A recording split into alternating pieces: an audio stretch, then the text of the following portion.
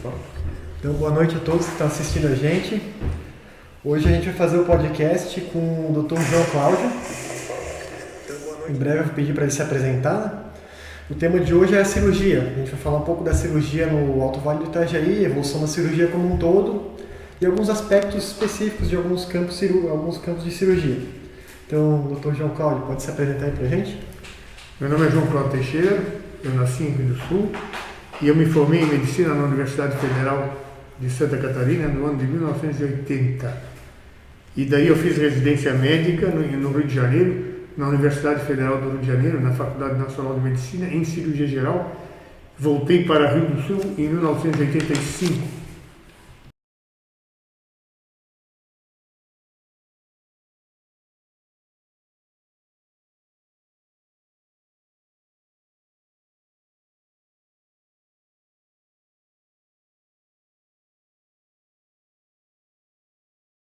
É um prazer tê-lo aqui conosco, né? Esse exemplo de cirurgião, de pessoa tão bem quisto aí pelos seus pacientes e agora pelos seus alunos, né?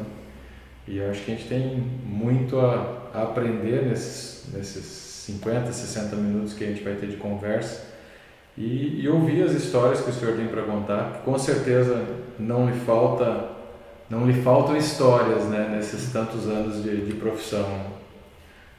Falar o nome do senhor para os pacientes sempre há um retorno muito positivo. Então, acho que vai ser uma noite bem agradável para a gente discutir aí o que foi a cirurgia e eventualmente o que vai ser a cirurgia, né?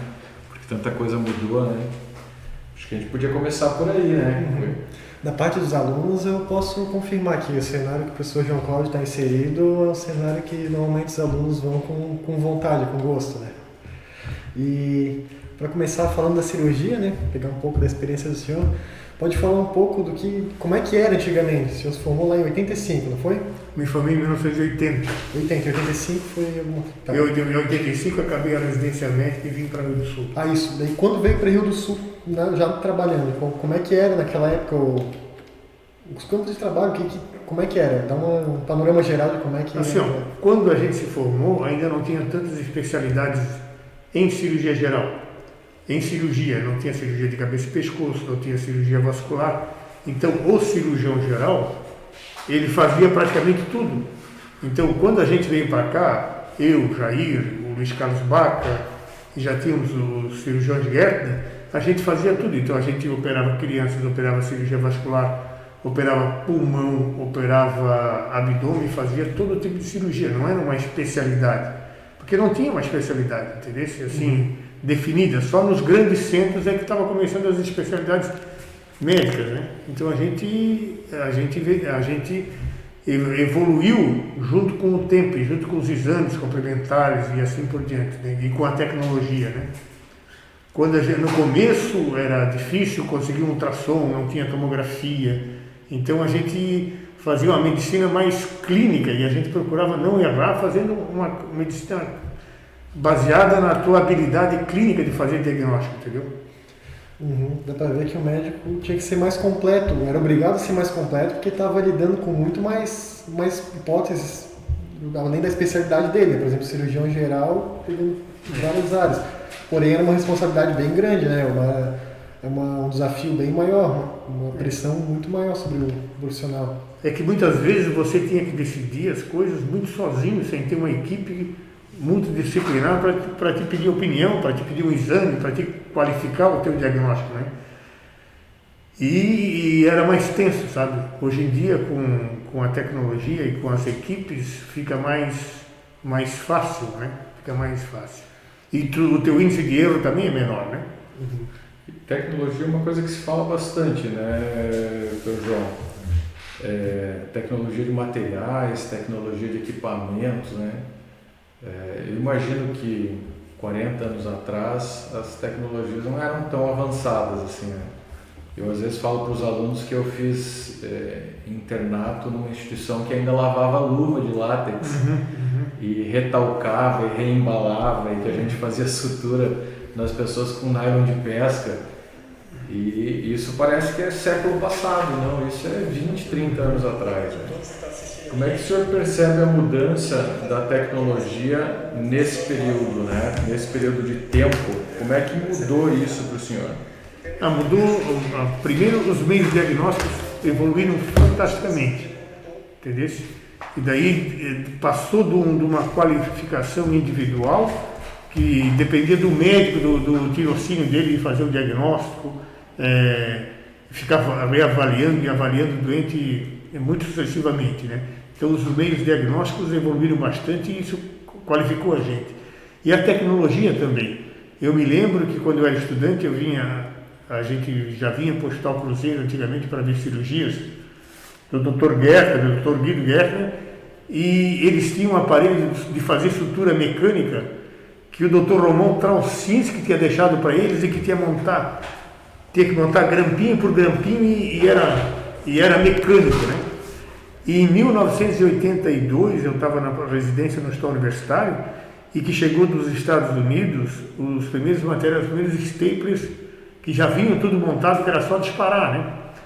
E eu estava lá no Rio de Janeiro quando foi apresentado pelo professor José Hilário, que é um cirurgião famosíssimo no Rio de Janeiro, e eu estava lá quando começou essa tecnologia, mas eu me lembrava do Van Petz, que pouca gente no mundo tinha, ou no Brasil tinha, lá no Rio de Janeiro eles não conheciam aquele Van Petz, lá no onde eu trabalhava nos hospitais, e aqui no Rio do Sul o pessoal já usava para fazer a sutura mecânica, em vez de ser à mão, né?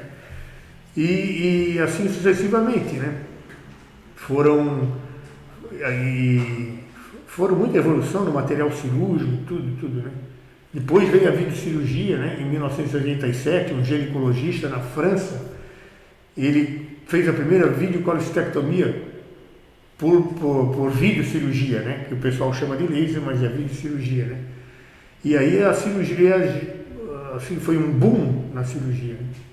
E também a gente fazia muita cirurgia, operávamos, o Jair e eu, uma, duas úlceras duodenais, operávamos uma ou duas úlceras duodenais por semana. E a gente estava tão treinado, o Jair e eu e a nossa instrumentadora, que era a Nilce, que a gente demorava menos de 1 hora para fazer aquela cirurgia de cortar os nervinhos do estômago, né? Que tinha um bom resultado. Só que agora eu dou um comprimido em jejum, 60 dias e a úlcera cura. Então essa é a evolução, né? Uhum. E como é que era sentir na pele, voltando lá para o começo da carreira do senhor, como era sentir na pele sair de uma residência, cirurgia geral, e chegar num local onde toda a responsabilidade, praticamente todas as áreas cirúrgicas vinham direto para o senhor? Hoje a gente pensa muito como estudante, vou sair, onde é que eu vou trabalhar? Se eu pegar um pronto-socorro grande, como é que eu vou tocar isso? Vai ser uma pressão psicológica grande, tem até uma ansiedade nisso. Como é que era naquela época? Como é que foi passar na pele isso? Uma intensidade maior ainda? Quando eu cheguei, era um menino novo, assim, daí a gente tinha vários sonhos e a gente sentia o peso da responsabilidade, porque a gente voltou para a nossa casa. Então a maioria das pessoas conhecia o Jair, o João Cláudio Teixeira, o filho do seu Valmor Teixeira. Então, além de ter essa responsabilidade como cirurgião, tu tinha essa responsabilidade também com o teu nome, com a tua família, tudo, né? E no começo, nas primeiras semanas que eu cheguei aqui, tinha 2 crianças praticamente recém-nascidas para operar. Meu Deus, eu vou, né? Além do peso do nome, o peso de operar uma criança. Um recém-nascido de 15 dias e outro de uns 20 dias, de uma doença grave, não tinha UTI pediátrica, nada. Daí eu pedi ajuda para o Dr. Ralph Klug, um cirurgião mais antigo, um velhinho, uma pessoa maravilhosa, e aquilo era a minha muleta, entendeu? Quando eu não tinha minha equipe, quando não estava o Jair, o Baca, tudo, e o Dr. Klug me ajudou muito nesse aspecto, né? Eu operava e ele ficava me ajudando, me dando força, então isso também me ajudou. Eu precisei de alguém como uma muleta, né? Como uma muleta psicológica, né? Mas assim, daí eu ficava pensando em casa, o que vai chegar? Será que vai chegar? Ficava aquela ansiedade de desempenho, assim, né? Será que eu vou dar conta? Chegaste a pensar em desistir por conta disso? Esse peso, essa responsabilidade? Um menino, né? Sim, voltei para cá que tinha 29 anos. Né? Não, nunca pensei em desistir porque a gente se apaixona pelo aquilo que a gente faz, né? Mas o maior temor da gente é que o erro sempre anda do teu lado, né? Na nossa profissão, assim, tu acerta 100, tu erra um, tchau, né? Mas a gente sempre procura estudar muito, se dedicar e ver o doente, rever o doente e assumir o doente mesmo quando desse errado. Quando desse errado, daí abraçar mais ainda o doente, né?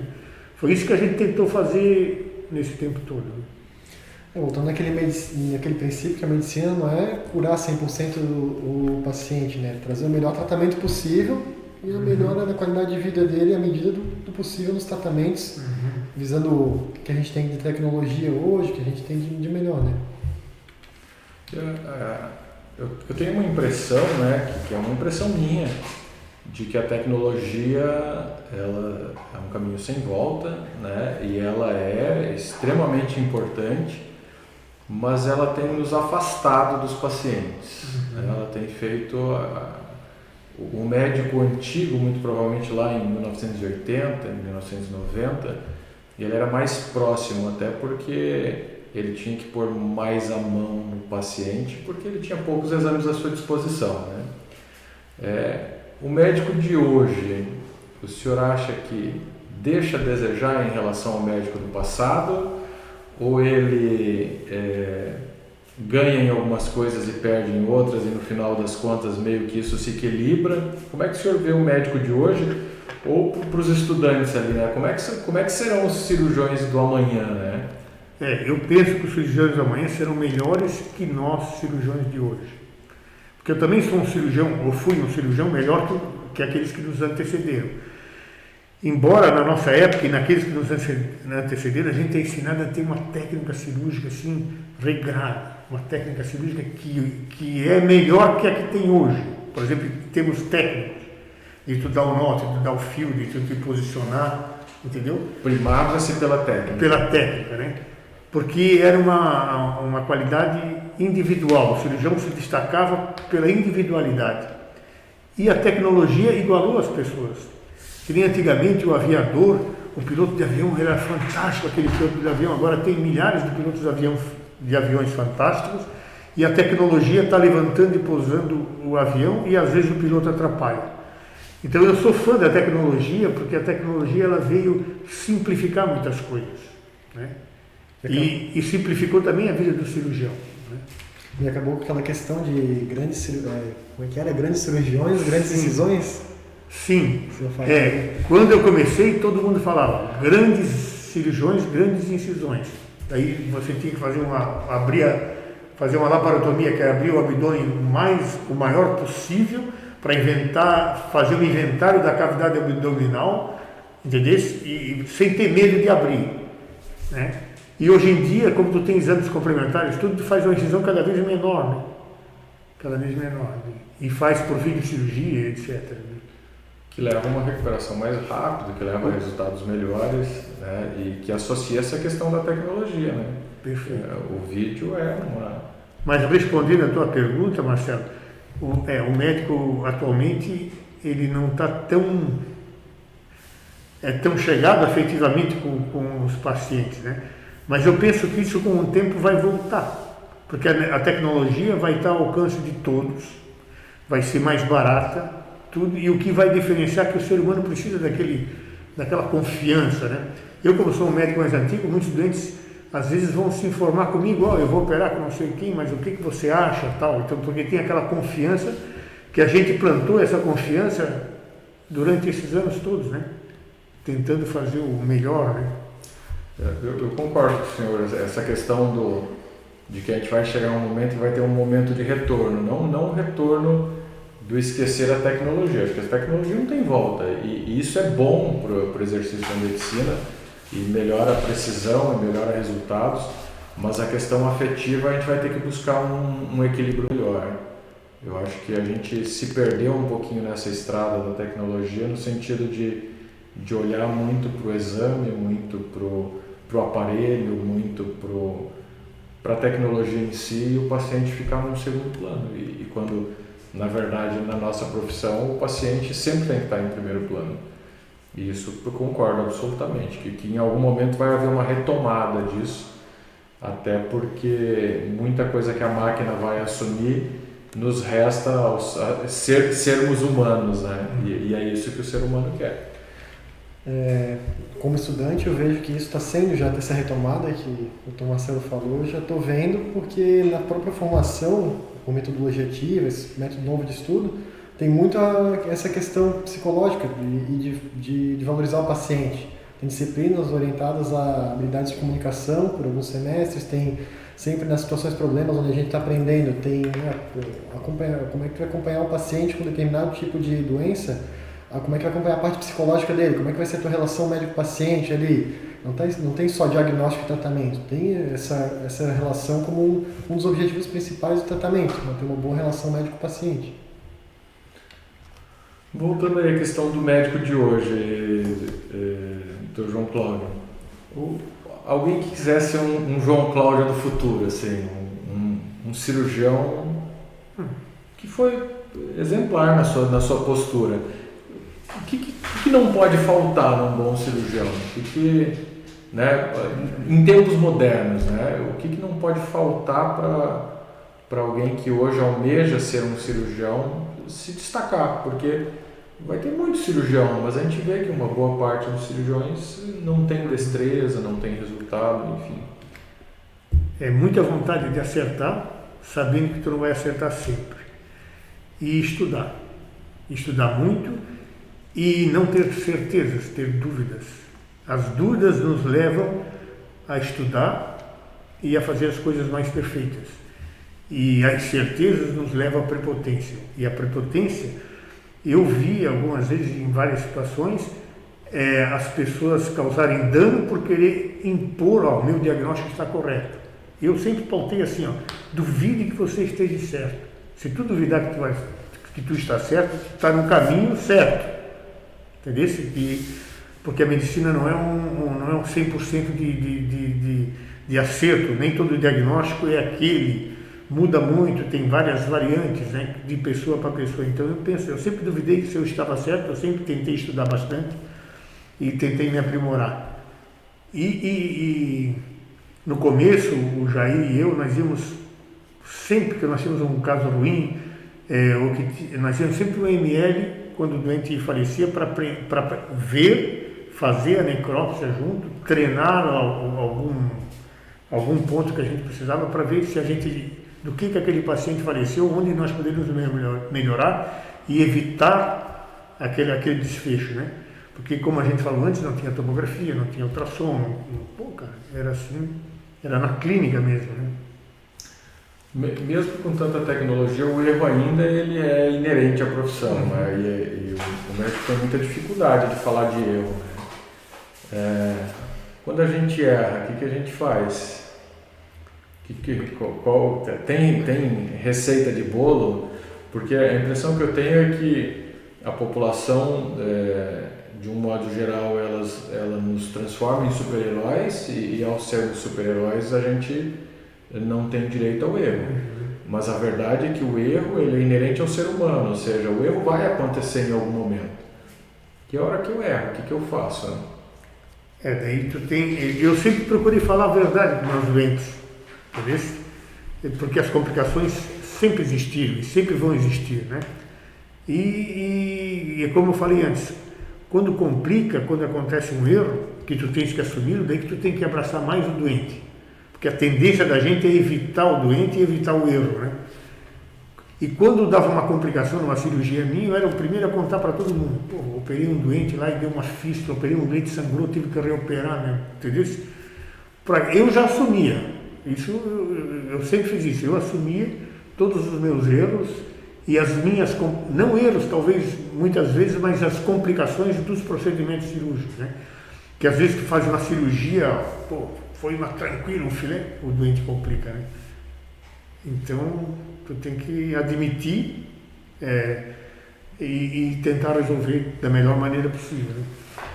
E a família e o doente sabe que tu tentou fazer o melhor. Se tu te grudar com o doente e pegar junto e não faltar. Não faltar é importante. E reavaliar, não ser preguiçoso nesse aspecto. Assim, né, exames com a maior tecnologia possível, hoje é difícil achar um com sensibilidade 100%, ou seja, que não vai deixar passar batido aquela doença. Imagina um conjunto de sintomas, dar um diagnóstico para aquilo. Tem muitos diagnósticos diferenciais, tem muita coisa que dá para ser diferente do que aquilo que o médico acha que é. Então, essa coisa de ter certeza é bem difícil. E tem muita resposta individual também, Guilherme, no sentido de que tu faz uma cirurgia primorosa, mas por algum motivo a cicatrização daquele paciente, a resposta inflamatória daquele paciente, ela é ou aquém ou além do que é para a maioria das pessoas. Ou seja, fazer uma cirurgia com todo o cuidado e todo o zelo não necessariamente vai gerar o melhor resultado possível. E muito disso é impossível de se antecipar. E eu puxei o assunto com o Dr. João Cláudio justamente para se ter essa noção de que o importante é nunca abandonar o paciente. Eu acho que assim, se tem uma lição que a gente pode dar para vocês e que as pessoas ouçam, é que cabe ao médico ir com o paciente até o fim. Se o desfecho vai ser o pior, que é eventualmente a morte, ou vai ser a alta hospitalar, tu tem que estar junto desde o começo até o fim. E a gente vê isso na UTI, hoje praticamente eu só opero cirurgia de pequeno porte, mas trabalho na UTI e coordeno uma UTI onde às vezes o desfecho é a morte e a família sai extremamente reconfortada e certa de que tudo que podia ser feito foi feito. Então ali é um grande exemplo de que o que a família quer é você assistindo o paciente, é você até o fim. Então, isso para mim hoje é o ser bom médico, sabe? É tu nunca abandonar o paciente no meio do caminho, mas se chegar a um ponto em que tu se dá conta de que dali para frente tu não tem mais a destreza da solução, não ter vergonha de chamar alguém que possa auxiliar, né, a resolver o problema, mas mesmo assim não abandonar o paciente. Ter a preocupação genuína pelo paciente.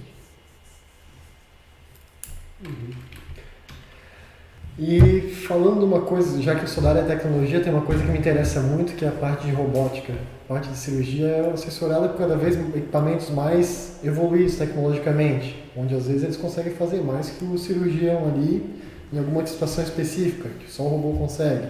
Então, na parte de robótica, o que tinha naquela época de maior tecnologia possível e como é que foi evoluindo isso desde quando o senhor se formou lá em 85 como cirurgião?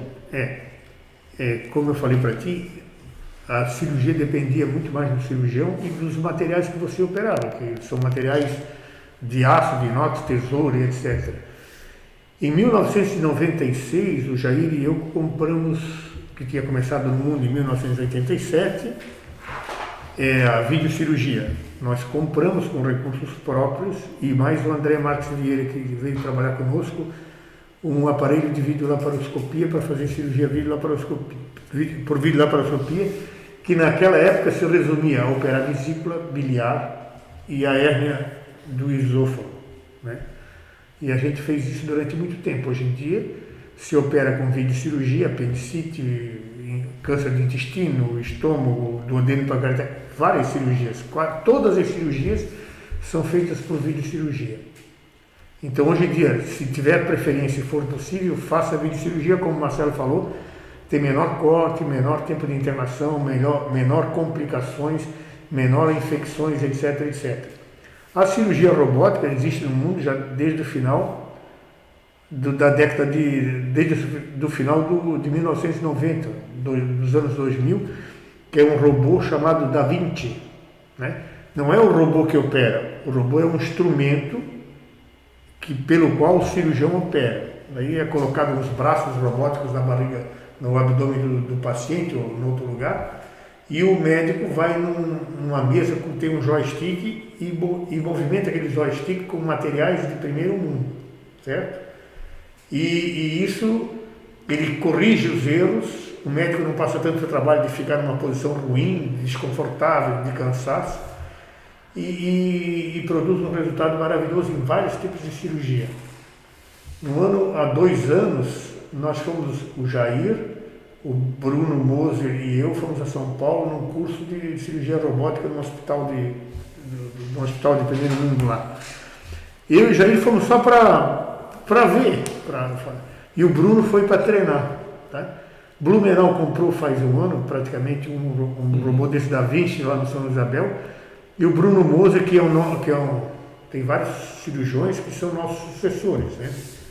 E o Bruno Moser, que é um dos nossos sucessores, ele já está habilitado para fazer cirurgia. Ele fez o curso, tudo, e foi recentemente habilitado para fazer cirurgia robótica.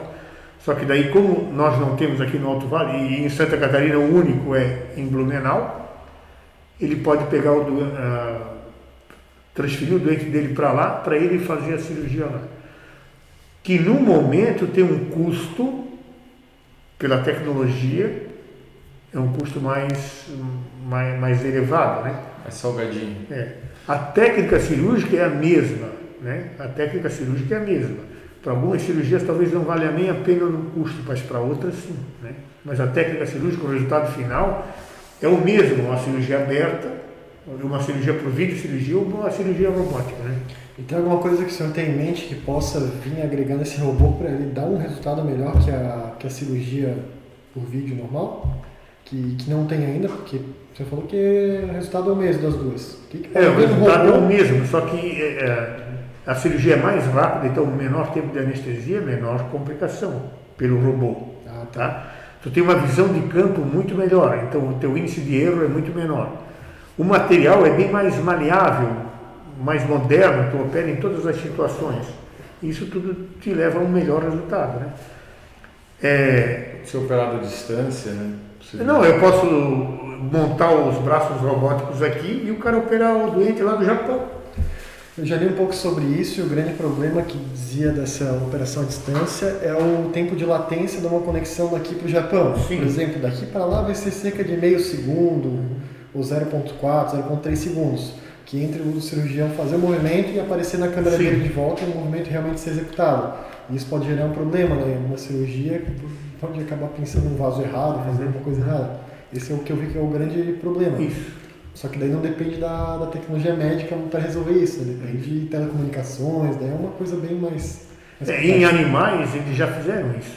Em animais, né? em projetos de pesquisa em animais. Né? E o robô está sendo treinado para aquelas cirurgias que são metodicamente em animais. Por exemplo, uma cirurgia do tumor cerebral.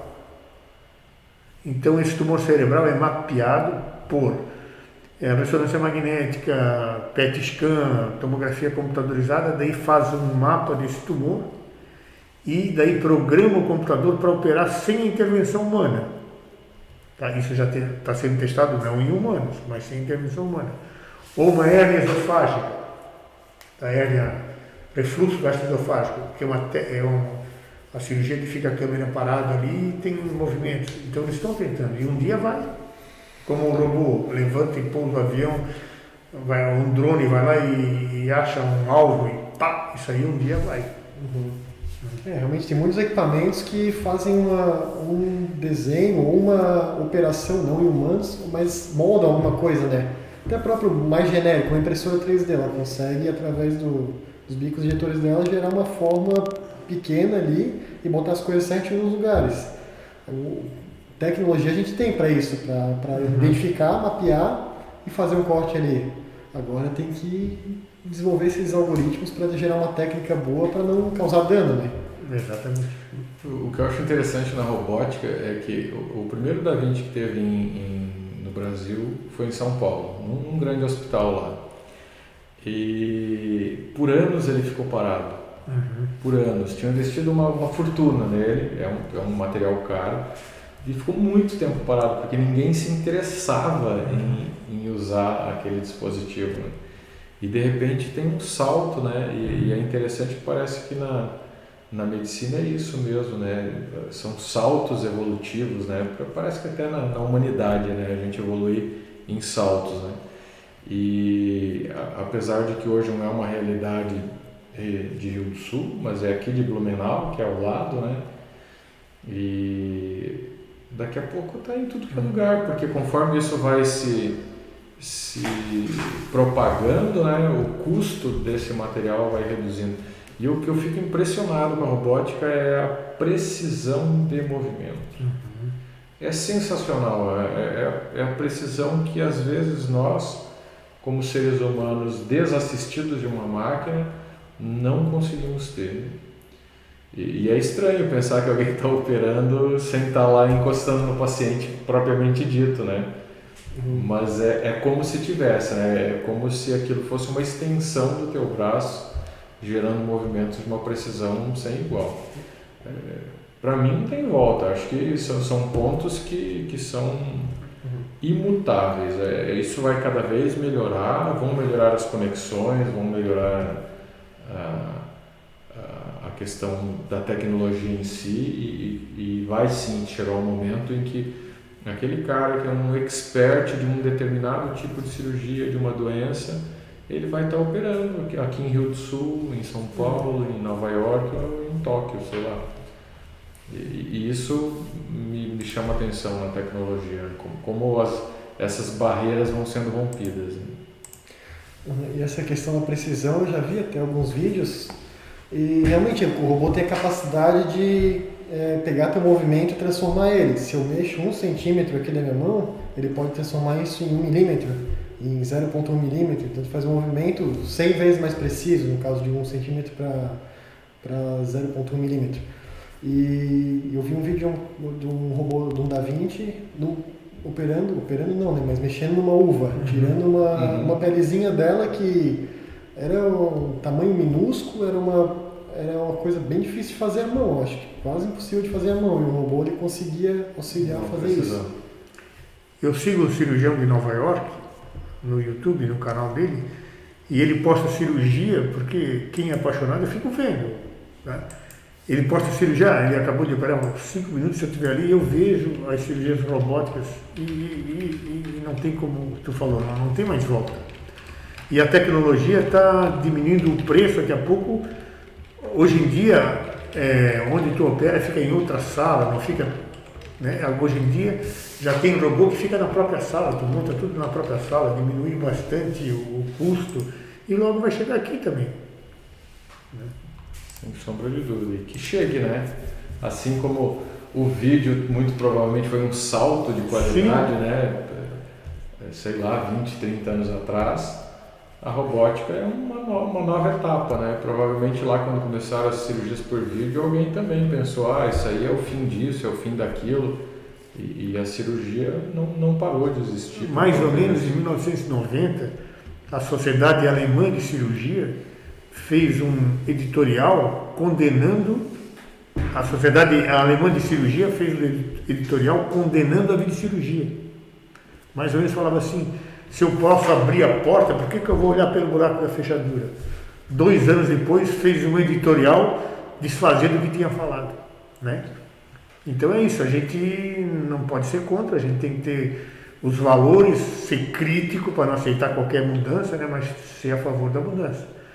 E a cirurgia também vai diminuir muito as indicações de cirurgia. Né? Vai diminuir muito. Eu penso que a cirurgia no futuro vai ficar assim, talvez restritas a traumas, né? Alguns traumas, não todos, que com embolização, com alguns outros métodos, tu pode controlar muitas hemorragias, né? E a cirurgia de defeito, de hérnia, essas coisas. Mas eu penso que a indicação cirúrgica para câncer, tumor, tudo vai diminuir bastante. Por que o senhor acha isso? Porque já diminuiu, por exemplo, antigamente, as cirurgias de câncer, vamos pegar o câncer de mama, tinha que fazer mutilações extensas. E foram, durante muito tempo, as mulheres eram submetidas à cirurgia de mastectomia, tiravam os músculos, operavam as axilas, quando tinham cirurgiões que tiravam o braço e a escápula. Cirurgia de Montenegro, um brasileiro. E os cirurgiões falavam que a cura estava no bisturi. E quem não fazia uma cirurgia tão ampla assim não era um bom cirurgião. Uma verdade que não era verdade. Certezas que não eram certezas. E daí na Inglaterra começou um cara a fazer radioterapia e cirurgia conservadora em 1940. Todo mundo chama ele. Ele faz isso porque ele não sabe operar, porque ele não é um bom cirurgião. E isso começou a ser revisto em 1980 e pouco, há pouco tempo. 1990, e hoje em dia a cirurgia de mama está cada vez mais conservadora, né? E o câncer de mama não é o câncer de mama, são várias doenças, porque tem vários tipos de câncer de mama, com vários tipos de receptores, etc., e vários tipos de tratamento diferentes, né? Então, assim, a cirurgia vai diminuindo, né? Eu penso, né? E a tendência, né? Pensar que a gente vai evoluindo em outras tecnologias, né? A gente está falando bastante de tecnologia, mas não tem como fugir, né? De terapias que vão reduzir sobremaneira aí os procedimentos invasivos, né? Porque já tem bastante coisa em andamento sobre isso, né? Terapia gênica, agora se fala muito aí nas imunomodulações, né? Terapias com anticorpos monoclonais, né? É o assunto da moda, né? Para tumor, para Covid, né? Então, eu concordo com o Dr. João Cláudio. Isso, a tendência é que a questão cirúrgica ela fique mais focada em defeitos, né? Ou em defeitos estruturais, digamos assim, né?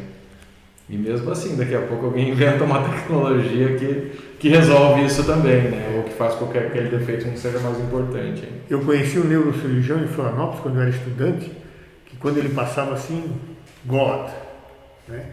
Porque ele operava aneurisma, e ele operava aneurisma cerebral muito bem.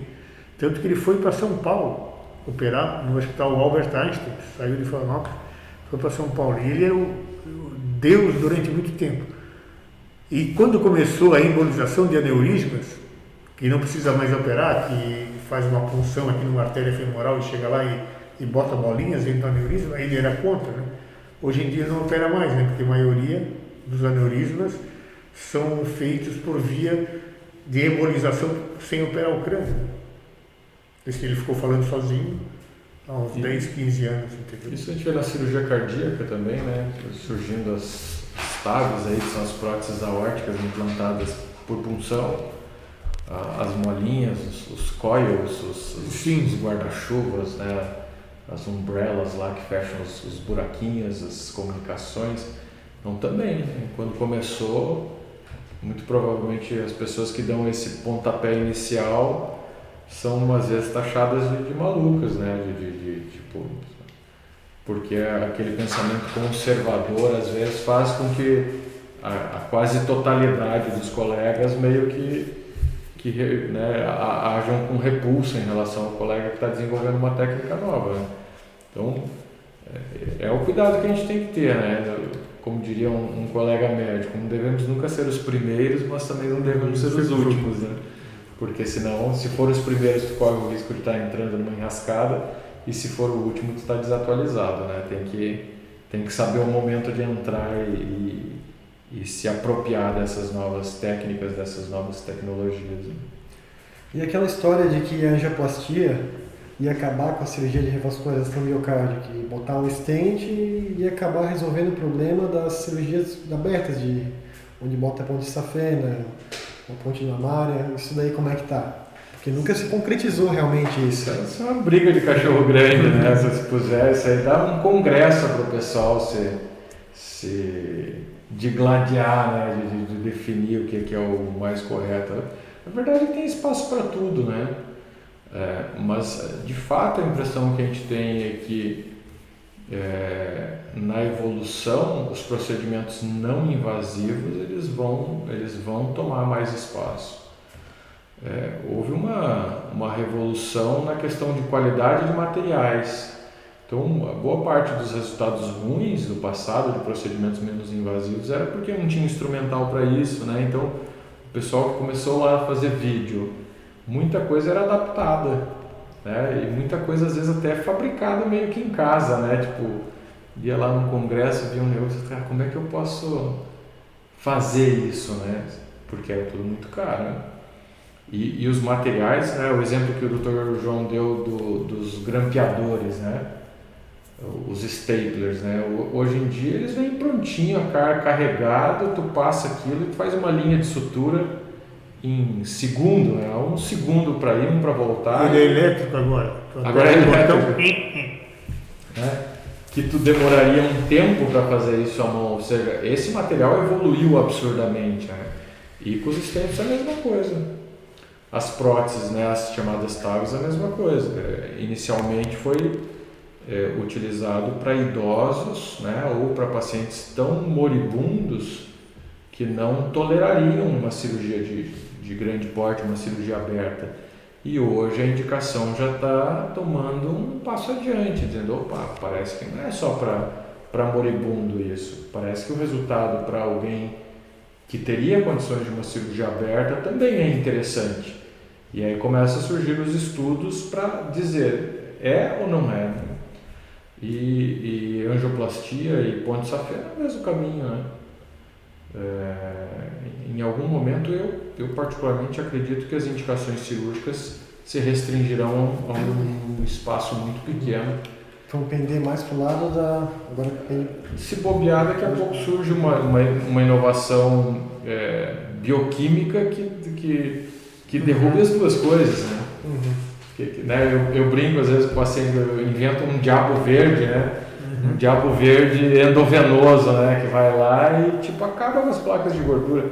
Hoje isso não existe, mas quem garante que lá no futuro, né? Tem muita coisa sendo pesquisada, muita coisa evoluindo. Infelizmente e também felizmente a ciência avança relativamente lenta e é importante que ela avance numa velocidade que dê para a gente perceber a tempo se não estamos fazendo coisa muito agressiva, né? Às vezes parece que aquilo que é bom não é bom, mas vai mudar também. A cirurgia cardíaca vai pelo mesmo caminho. É bom sempre lembrar da medicina baseada em evidências, né? Que ninguém vai sair fazendo um procedimento novo na loucura. Para ser aplicado mesmo, tem diversos testes, um período de ética, né? Hoje em dia não tem como se falar de ciência sem ética, né? Ou seja, tu quer desenvolver uma nova técnica, tu quer desenvolver um novo produto, isso vai ter que ser um projeto piloto, isso vai ter que, né? Primeiro tu vai testar em animais, deu certo, agora tu vai testar em humanos. E, por exemplo, o exemplo da troca de válvula aórtica é um grande exemplo, porque onde é que se começou a usá-la? Naqueles pacientes que não tolerariam uma cirurgia, mas que poderiam ter mais tempo de vida, né? E por que não dar essa chance? Então, tu apresenta isso, voluntários se voluntariam para essa nova técnica, mas tem que ter todo o cuidado, né? Não pode ser aquela coisa assim, inventei um negócio e vou começar a usar em todo mundo. Isso é perigoso. E, doutor João Cláudio, essa trajetória, o que o senhor pegou de início, uma tecnologia de início, que nem aquela que o senhor fez no Rio de Janeiro, lá foi um dos primeiros do Brasil a ver. O que mais na carreira do senhor que o senhor viu como pioneiro e começou a aplicar aqui? Ou pegou pelo menos no começo? Assim. Ô Guilherme, assim, tudo foi o que o Marcelo falou, eu e o Jair sempre pensamos assim, não seremos os primeiros, mas não seremos os últimos, né? E nessa época toda a evolução foi muito paulatina, até certa época. Começou a vir de cirurgia e disparou. Tanto que a gente fala hoje em dia, como é que eu operava com aqueles instrumentos? Pô, a gente operava, ficava legal, resultado bom, mas a gente sofria pra caramba. E hoje em dia, tá muito mais fácil porque a tecnologia proporcionou isso, né? É isso, então, é técnica, é aprendizado, qualquer um pode aprender desde que se dedique, né? E tenha a sabedoria de fazer bem feito. Eu fiz residência de cirurgia cardíaca no HC na Federal 2000 a 2004. E no primeiro ano da residência a gente passava na cirurgia geral. E o HC estava fazendo cirurgia bariátrica, que era um negócio relativamente novo. Sim.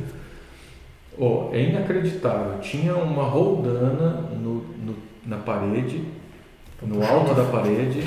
A gente passava corrente naquela roldana para conectar numa atadura que ia no afastador e a gente, era assim, filme medieval, cara, a gente ficava rodando aquele negócio para afastar a gordura porque era cirurgia aberta, né? Então pegava lá um obeso de 180, 160, 170 quilos, incisava, né? Abria pele, gordura, músculo e aquele negócio medieval, hoje sem pensado, né? Então assim, é 20 anos, né? 20 anos atrás. 20 anos atrás. Nós fazíamos cirurgia, o Jair, principalmente, eu estudava cirurgia de obesidade aberta. Depois começou o Covid de cirurgia, o Jair trouxe uns cirurgiões de São Paulo, top aí, para começar a fazer aqui. E hoje em dia faz cirurgia de obesidade de rotina. 1 hora, 2 horas a cirurgia. Mas no começo, eu me lembro, a cirurgia de obesidade dava muita complicação, né, Marcelo? Complicações quando era cirurgia aberta, que nós tivemos complicações aqui, mas poucas, porque nós não deixamos a técnica se sedimentar para começar. Mas era aquelas UTI lá em Curitiba, tudo era muita complicação de cirurgia da obesidade. E que foi um passo importante, né, dentro da evolução da questão da ciência médica, porque era o que se tinha, né? Quem que ia se atrever a operar um obeso que às vezes a parede abdominal tem, sei lá, 15, 20 centímetros de espessura? Só de gordura. Só de gordura, ou seja, desenvolver material para isso. E aí começa esse casamento da medicina com as engenharias, né, com a física, com a química, né, de desenvolvimento de materiais, né? Hoje tem engenharia de materiais médicos, né? Curso que foca nisso, ou seja, eu preciso de um equipamento para fazer uma cirurgia e isso não existe no mercado. Então, né, reúne a minha necessidade com a expertise do cara que cria, do engenheiro de criação e surgem novos equipamentos. E vocês vão pegar muito isso, né? Muitas coisas novas, muitos equipamentos novos e materiais novos, sim, sem sombra de dúvida, né? E tem doenças que existem praticamente desde o início da humanidade, que nos últimos 40, 50 anos foi onde evoluiu uma ascendência muito grande os tratamentos dela, que nem o professor falou agora, o Dr. Marcelo falou, aquela questão da corrente, da rodana, é uma coisa que em 20 anos mudou completamente, mas de 100 anos atrás para 50 anos atrás pode ser que não tenha mudado muito, de 1000 anos atrás para 100 anos atrás. Recentemente, esses últimos 40, 50 anos foram muito importantes para a questão cirúrgica, né? Ô Marcelo, deixa eu te falar. Você falou antes assim, antigamente o médico ficava muito do lado do doente, na cabeceira do doente, acompanhava o doente durante muito tempo. Ele não tinha muita coisa para fazer além disso. Ali dar conforto para a família e fazer coisas estapafúrdias como transfusão de sangue e lavagem intestinal. Foi uma rotina da medicina durante séculos, talvez. E agora que o médico tem mais tecnologia, é mais resolutivo, ele fica menos na cabeceira do doente e também está fazendo falta esse tempo, né? É que antigamente não tinha muita coisa para fazer além disso, né? Então, talvez o que tinha era ficar ali do lado. Tinha de ficar ali do lado. Faz parte, é isso mesmo. Que o senhor se lembra de procedimentos, se é que existe alguma coisa, que se fez muito e que no meio do caminho hoje em dia não se faz mais? Cirurgia da úlcera duodenal. Era a discussão dos congressos, que tipo de cirurgia, valvotomia superseletiva, valvotomia troncular, gastrectomia, etc. E hoje em dia não se faz mais. E eu peguei uma época que era estudante, que não tinha endoscopia, que tinha talvez um raio-x de estômago, que o médico operava o estômago, operava a úlcera duodenal, não já na minha época, sem um exame complementar, só pela clínica. Eu vi pacientes jovens sendo operados de gastrectomia, porque daí tinha uma técnica, vou tirar só um pedaço do estômago, o outro só cortava o nervinho. E aí ficava aquela discussão nos congressos, né? Sem ter um exame complementar para comprovar, né? Daí se baseava em quê? Na dieta. Tu não pode comer isso, tomar leite de 2 em 2 horas, hoje o leite dá um rebote, nem devia, tal, mas tudo bem. E hoje em dia toma um remédio e não precisa fazer tanta dieta assim, né? Então, mudou. É uma evolução. Mas eu vi chegar também a AIDS, né? Eu vi o tempo que os cirurgiões eram malemolentes para pedir transfusão de sangue. Isso a gente sempre tem. Porque não se conhecia ainda a hepatite não A, não B. Eu conhecia a A, a B, a não A, não B, mas a não A, não B já está na G. E não tinha exame. Então, quantas doenças infecto-contagiosas foram repassadas por transfusão de sangue? E assim, ele está meio branquinho, vamos dar um sanguinho. Daí, ou vamos tomar uma cervejinha assim para diminuir o pecado, né? Então vamos dar um sanguinho para o doente. Quantas doenças infectocontagiosas não foram passadas? E eu trabalhei também no comecinho, num hospital que tinha muitos hemofílicos.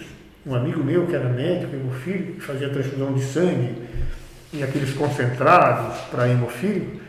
E daí ele morreu de AIDS, mas não sabia do que ele tinha morrido. Fiz em 1981, em 83 que começou a se fazer o diagnóstico de AIDS, que era mortal e hoje em dia não é mais mortal. Então isso é evolução. A gente está falando, não é evolução cirúrgica, mas é uma evolução da medicina. Né? Então uma doença que chegou e hoje em dia está controlada. E a hepatite C faz 25, 26 anos que ela foi descoberta, e uma grande parte delas, com essas medicações novas que tu falaste antes, ela tem cura já, em uma grande parte dos casos.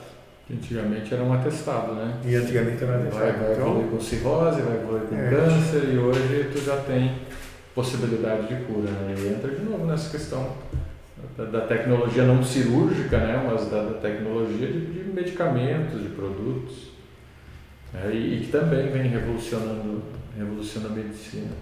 O senhor falou de AIDS, mudou a postura do cirurgião? Porque antigamente a gente, né, vê imagens mais antigas, né? Inclusive ganhei um livro de um amigo, comecei a ler ontem, e ele está descrevendo a primeira cirurgia com anestesia em Londres. E que o cirurgião, entre um corte e outro, ele colocava o bisturi na boca, que era o jeito mais fácil dele controlar o instrumental, né? Quando vem a AIDS, e isso 81, 85, 81 é o primeiro caso no Brasil, mas a coisa começa a tomar mais corpo ali em 85, 87, o cirurgião mudou de postura? Não, porque ali já tinham normas rígidas de antisepsia.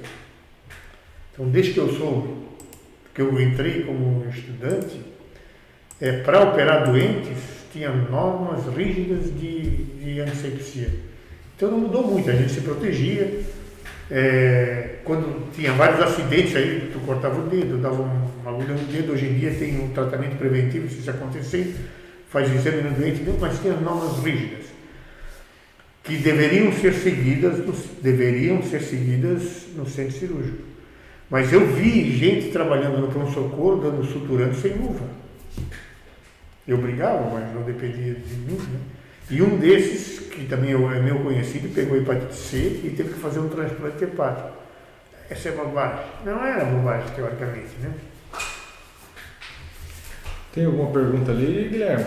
Ainda não. Pessoal que quiser fazer alguma pergunta é só deixar no chat aí que a gente vai trazer aqui para o podcast. A gente falou bastante de cirurgia e eu queria tocar num tema que é a edição gênica.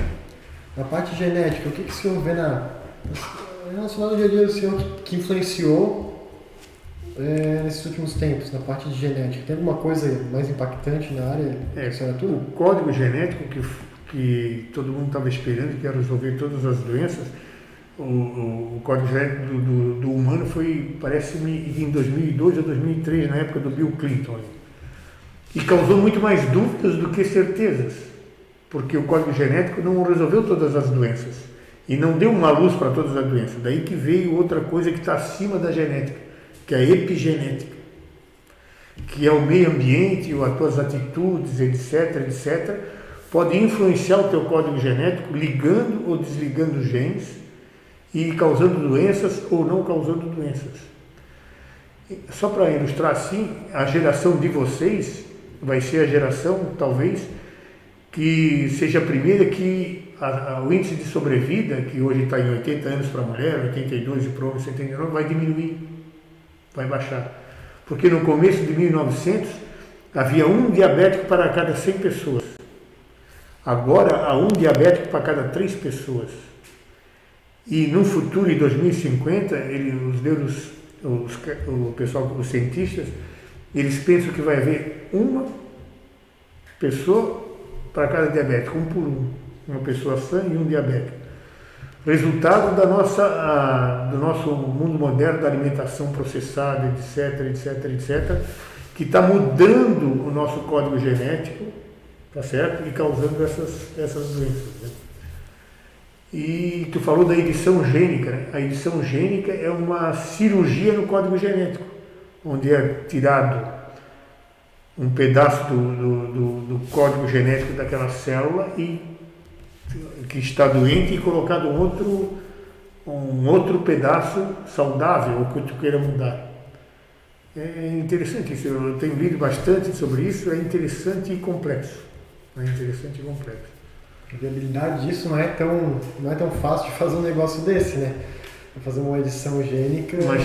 Mas é o futuro, cara, edição gênica. Mas não era fácil operar por vídeo. Sim. Hoje em dia o vídeo está aí, então. Ô Guilherme, eles estão pegando bactérias, fazendo edição gênica no código genético da bactéria, e ela está produzindo medicamento para a gente há muito tempo.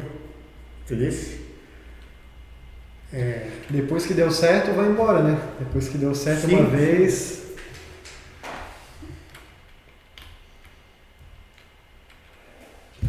Então tá, vamos ver se tem perguntas nenhuma por enquanto.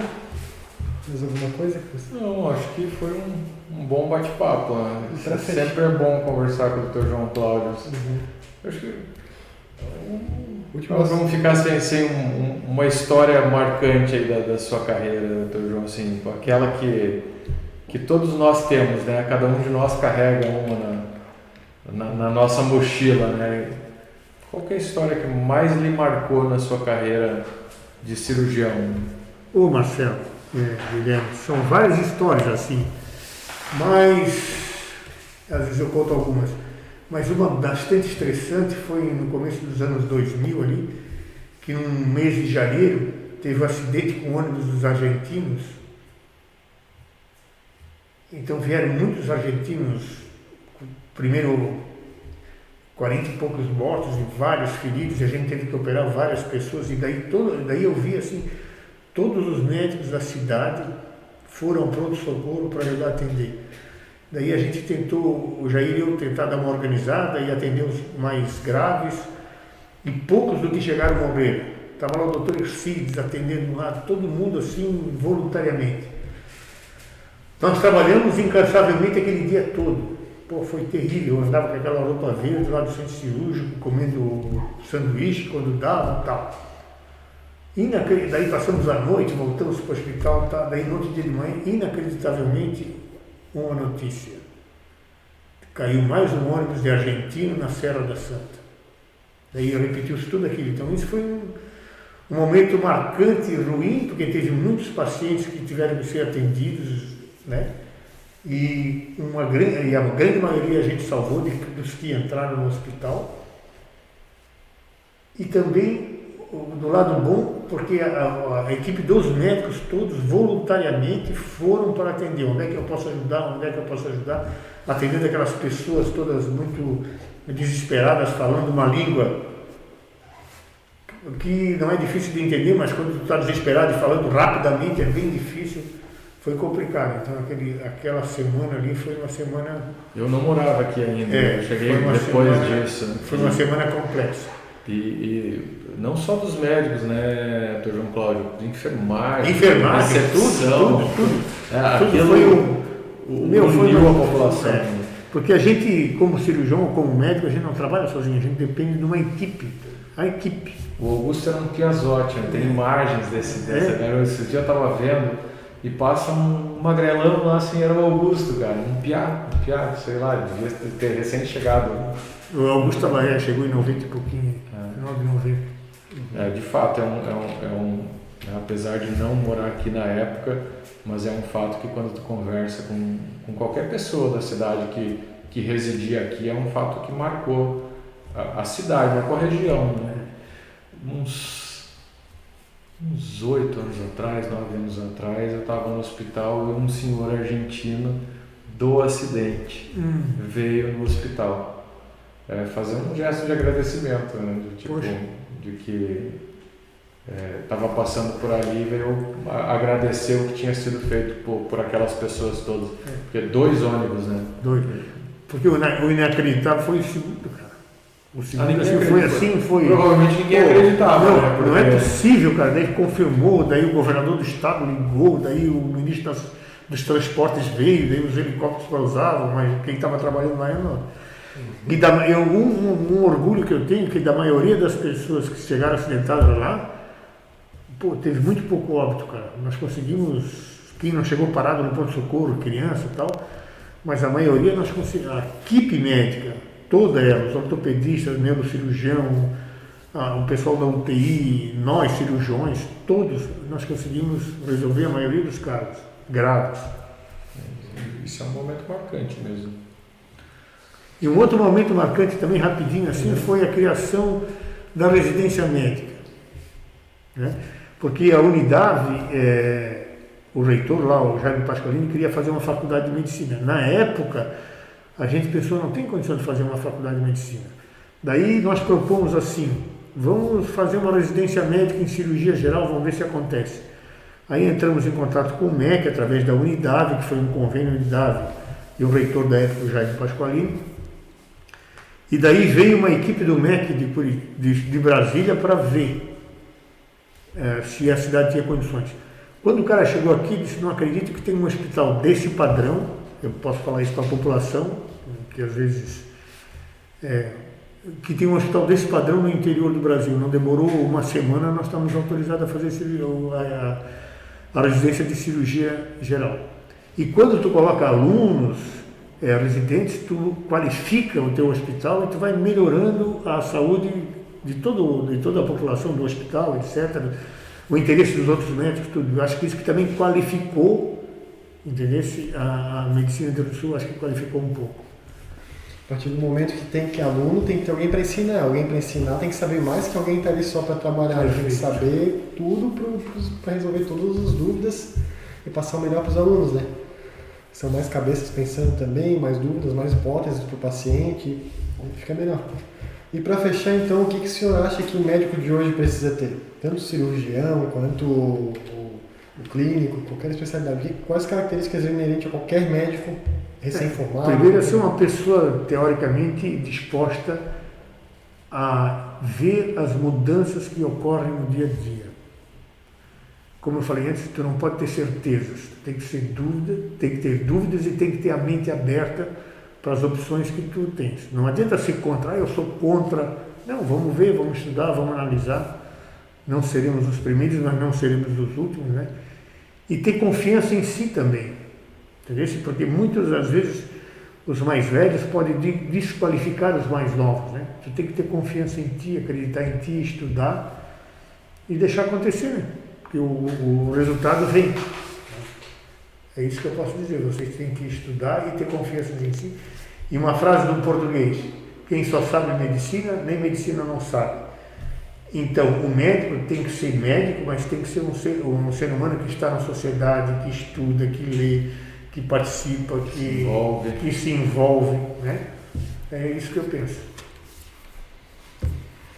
Então tá, nossos assuntos estão concluídos hoje. O pessoal que está assistindo pode se inscrever no canal, que a gente vai postar os vídeos da chamada de cada semana, de cada convidado que a gente for receber aqui. E cada 2 semanas, na sexta-feira, a gente vai continuar fazendo esse podcast.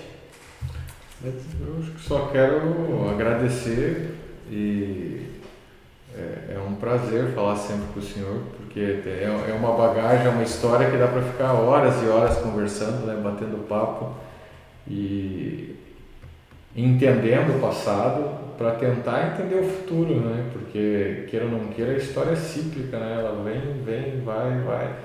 E quando a gente olha para o passado e entende o que os que vieram antes da gente passaram, muito provavelmente seja mais fácil a gente projetar o futuro. E sempre é bom estar com o senhor, tanto aqui quanto lá na faculdade. Foi um prazer tê-lo aqui.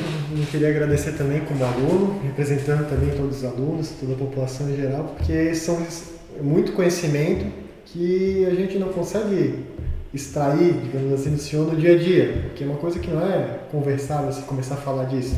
A gente precisa realmente questionar essas coisas, e são coisas que até na aula não tem um tempo para passar isso, para a gente conhecer um pouco mais o que tem por dentro da medicina nesses últimos 40 anos, por exemplo. Então, obrigado por estar aqui hoje. E é isso. Sucesso aí para o empreendimento de vocês, né? Vai ser importante, né, para o Alto Vale, para a nossa universidade, né? e para a medicina de Rio Grande do Sul em si, né? Do Alto Vale. Né? É isso. Então tá. Então boa noite a todos. Boa Encerrando a noite. transmissão.